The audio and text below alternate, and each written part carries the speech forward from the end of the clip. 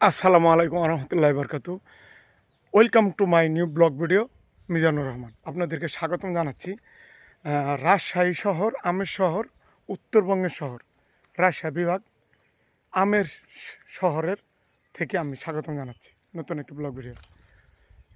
দেখেন, আমরা এমন একটি জায়গাতে এসেছি, এইসব জায়গা আপনারা হয়তো টাকা দিয়ে, টাকা সময়কে কিনে নিয়ে, তারপরে দিনকে কিনে নিয়ে, সময়কে কিনে নিয়ে আপনার বেড়াতে যান বিভিন্ন দেশে।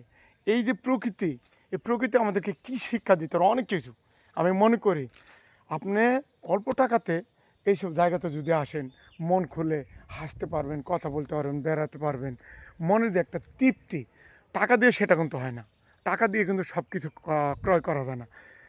এই যে মানুষের মাঝে মধ্যে আমি এসেছি ফুলবাড়ি, রাজশাহী জেলার পুঠিয়া থানার ফুলবাড়ি এলাকাতে আছে বর্তমানে। জায়গাটা এত মনমুগ্ধকর, প্রকৃতির সাথে কথা বলা যায়, গ্রামের মানুষের দুঃখ কষ্টের অবস্থা বোঝা যায়, তারপরে গ্রামের মানুষের সাথে চলাফেরা, কিছু কথা বলে বোঝা যায় কি শান্তি লাগে। দেখেন এদের মানুষের জীবনযাত্রা। আম গাছ আছে, খেজুর গাছ আছে, এই গাছগুলো থেকে আম ফুরিয়ে যাবে, আম গাছ ফুরানোর পরেই আবার আসবে খেজুর গাছের একটা সময়। তো এই জন্য বলতেছি যে মানুষের কর্মের শেষ নাই। আমাদের বাংলাদেশ কৃষিপ্রধান দেশ, আবার এই কৃষিপ্রধান দেশের মধ্যেই কিন্তু আল্লাহ তাআলা এক একটা ইনকামে ভরপুর করে দিয়েছে।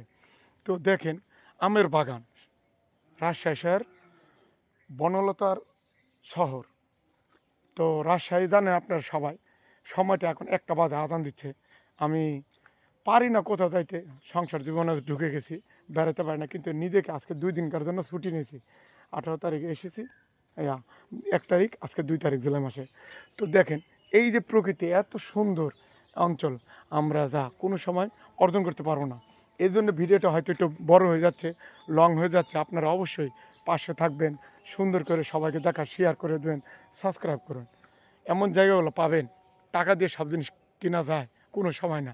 আফসোস লাগে আমাদের নিজস্ব দেশে, নিজস্ব চায়নার আজকে উন্নত কেন? ওরা মানুষের জীবন প্রয়োজনে যা লাগে সব কিছু তৈরি করতেছে।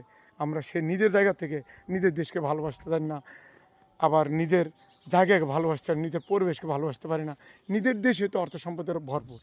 তাহলে আমাদের কি করার দরকার? আমাদের সব জিনিসের মূল্যায়ন করার দরকার। কি নেই আমাদের বাংলাদেশে? এই যে আমের বাগান দেখেন, কি আম ধরে আছে।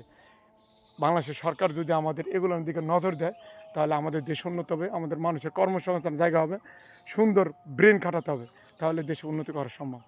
তো কথা হলো, ভালো লেগে থাকলে অবশ্যই লাইক, কমেন্ট, ফলো দিয়ে সাবস্ক্রাইব করে পাশে থাকবেন।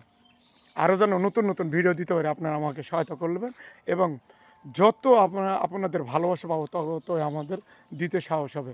মূল্যায়ন করতে শিখুন, কাজে লাগান, ব্রেনকে কাজে লাগান, সময়কে কাজে লাগান, এবং নিজেকে দামি করে গড়ে তুলুন। এখানেই শেষ করে, আল্লাহ হাফেজ।